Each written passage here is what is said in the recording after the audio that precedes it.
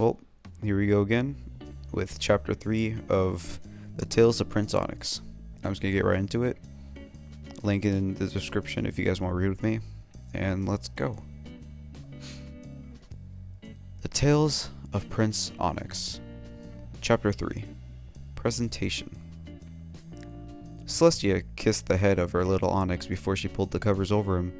Then she got out of bed and trotted over to the door. If she had the choice, she would pass up being princess to spend all of her days in her room taking care of Onyx. But when you have a full land to take care of and be in charge of, you can barely do what you wish for. Leisure. You can barely do what you wish for leisure, without some political complication in one part of the country. "Who is it?" Celestia asked calmly. It's Curve Bronze, Your Highness. I'm here with... Celestia opened the door before Bronze could even finish what he was saying. Did you bring them? She asked. The two ex-guards looked at each other before they brought forth 2 full bags of the fruit in which the princess requested them to bring. Celestia took it with her magic and put the bags in her room. She would never admit it, but when some pony brought her bananas, she could hardly be angry at them. She then returned her attention to the visitors. Don't you two have something to say to me? She questioned the one at her left. Yes. We both wanted to say that we were sorry to have fought in front of... Yes, we both wanted to say that we were sorry to have fought each other in front of you. It was unprofessional, and we'll never, ever do it again. The princess raised a brow, looking to the other guard. Then the other one started to talk. Except if one of us was a traitor, then we would need to fight each other. But I'm sure Bronze is not a traitor, and I am forever loyal to you, Your Highness. Steel, you know that what you said would be exactly what a traitor would say in your position, right? Bronze asked him. What? Oh no. Does that mean I'm a traitor? No. Please forgive me, Your Honor. I didn't know that I'm a traitor. Steel exclaimed nervously. Celestia rolled her eyes before she interrupted the panicking guard. If you were a traitor, why would you have given me your apology and a bag of bananas? And a bag of the bananas, Celestia asked. I don't know. Exactly. That means that you're not a traitor. Now return to your captain and say to him that I have accepted your apologies. Then she closed the door. After hopping back onto her bed, she reached into one of her banana bags and took the one on the very top with her magic, and then lay down next to where the little baby was sleeping peacefully. Time passes by, I think. It was time. Outside, an immense majority of the population was there, standing in front of the balcony on the streets and the lawns below, waiting to hear what Celestia would say. Strongshield was looking outside by the window, and all seemed to be in check and normal. But less than 10 minutes, the princess would show them all the monstrosity she found, and who knows where, and he would have to protect it. He constantly wondered to himself, who wouldn't say this little child will grow up into something dangerous? Strong had seen plenty of dragon hatchlings in his day, which at infancy are cute, but when fully grown are one of the most dangerous predators in all of the land. This creature could show no difference, but then again, how would he know? No pony, not even the princess herself, knew what this creature could withhold in the future. But now was not the time to sweat the small stuff. This was the first time that he saw Celestia smile like that since he knew her. And if some pony actually managed to take away the source of joy that she had, Strong could never forgive himself. Even though he did not truly care for the creature, it was his sworn duty to do anything that Her Highness commands, whether it be small or large. Strongshield was walking to Celestia's room to advise her that the people were waiting outside for the big announcement, or should we say, the little announcement. Strong laughed at his own joke before he finally arrived at the door. 3 little star things. Time passes by, I don't know. Celestia was reading something aloud, looking down at a scroll wherein she had written that she would say to the people for the 6th time. I read that wrong. wherein she had written what she would say to the people for the 6th time. She was still not quite certain on what she would need to say, and the worst part was that she needed to be ready now. Silverheart gently set Onyx down on the bed before she placed her hoof on the shoulder of Celestia. She looked over to her and smiled.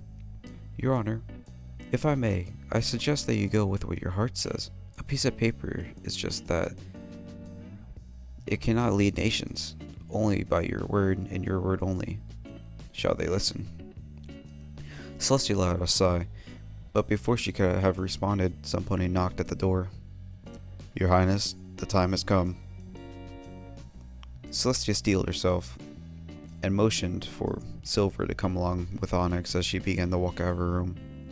She gulped. Let's start things again. Strong Shield was in front of the massive crowd of ponies at the foot of the tower. Celestia was at his left, Silver at his right. Strong was looking at the crowd, wondering how the ponies would react. He had already had the number of guards at the main door of the castle increased, and even more in the way to get Celestia's quarters just in case. The little creature was hidden in the hooves of Silver. Celestia had asked him to take care of it, but he responded that if he needed to protect it, he would need to have both his hooves free. The truth was that he found Onyx to be rather revolting, even to look at. So, when asked to take it, there would be no way in Tartarus that he would accept it. Citizens of Equestria, today you are all gathered here because I have good news for us all. In the past few days, I have found an infant with no parents in the gardens of the castle, and after having thought about it during the past few days, I've decided that I shall adopt him, and this would have him become the new prince of Equestria when he is an adult. After Celestia said this, the entire crowd was cheering. Every pony looked to like the idea of their princess adopting a little foal. Celestia was smiling, but that smile quickly faded as reality kicked in. She knew that the hardest part had to come.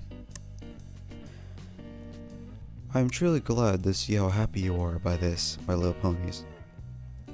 But before we continue, I need to tell you all something. The new prince is not a pony. Some gasps came from the crowd, followed by an immense amount of whispers. Suddenly, one pony raised his hoof. "Princess, is he a griffin?" The princess started to feel a bit of pressure. "No, he is not a griffin. He is a..." Celestia took Onyx from Silver with her magic and held him up just so the crowd could hopefully see him. "Like you all can see, he is not even a species that we know of, and I know that taking care of him is under my will. And I know that taking him under my wing, to some, is a bad choice in your opinion, but I ask yourselves, does he really look that dangerous? He is still an infant when I look at him. I don't know what he will look like, but what matters is what he will become. If I raise him a good way, hopefully his appearance will differ him from us." She took a small breath before she continued. "I am sure that many of you have a foal or filly to take care of, but if your child was born different, ask yourself, would you continue to take care of it, or will you forget it and not take the risks? I think that every pony here can give him a chance. It would be an act of cruelty to judge this lovely child before we even begin to know him more." Celestia felt like the weight of the world was on her shoulders. She had to tense almost every muscle in her body just to keep herself from shaking. The people were silent, some even fainted. Some had a look of fear in their eyes, a little group wore a look of anger, but suddenly one unicorn started to stomp her hooves on the ground in applause. Then another one, and another, and another. Ultimately, the entire crowd was applauding and cheering. Some even yelled, welcome to the new prince. Celestia couldn't be happier, even if she tried. She would finally be able to raise her adopted son without the fear of him being discovered. But what she did not see was a look of full-on rage from Strong Shield. He was walking himself to the barracks, trying to calm himself. "Am I the only pony here who has a brain? She should think of all the disasters that that the little monster can bring into Equestria. Is the princess so selfish to only think about herself and not about the consequences that can come from keeping that baby? And is she bucking blind? And what the hey is her problem to think that it will be easy to raise a creature that we know nothing about? When he finally reached his office, he slammed the door shut behind him and opened up a bottle of 80% Celesca. He had finally lost it. If he was turning to the bottle, but he was trying to drown out the thoughts of what that disgusting little creature. More star marks, blah blah blah. Celestia shut her door with a smile after she said a few goodbyes to the group of mayors who wanted to come and see the prince. Finally, me, Onyx, and the rest of my banana. Maybe I will be able to finally knock knock knock. She let a strong sigh before she opened the door, but what surprised her was that she saw Silverheart with a little foal on her back, sucking on a pacifier. Good afternoon, Your Highness. Am I not interrupting anything, am I? No, not at all, Miss Silver, but may I ask, who is the little foal you have with you? Celestia asked, with her smile growing a bit when she saw the foal. Oh, this is my little angel, Shadowheart. He'll be 4 months old in 2 days, and I was thinking that now Onyx is officially here, maybe my son and yours can have some time to play together, or whatever little foals do together. Silver offered, looking at Celestia with a smile. Celestia was going to say that maybe it would be quite a good idea, but she quickly realized that if she wanted Onyx to be truly accepted by the ponies, she would need to do all that she could for him, to have him communicate with the other ponies. Celestia let Silver enter the room with her foal. Celestia looked at her son and closed her eyes. Now that she did not have to be worried about what others would say, she would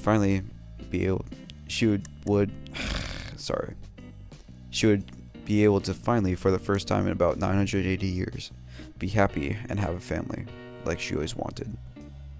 And that's the end of the chapter. Alright, that was pretty good. I apologize for my ramblings whenever I don't get stuff right, because I tend to read too fast. But other than that, I hope you guys enjoyed this video.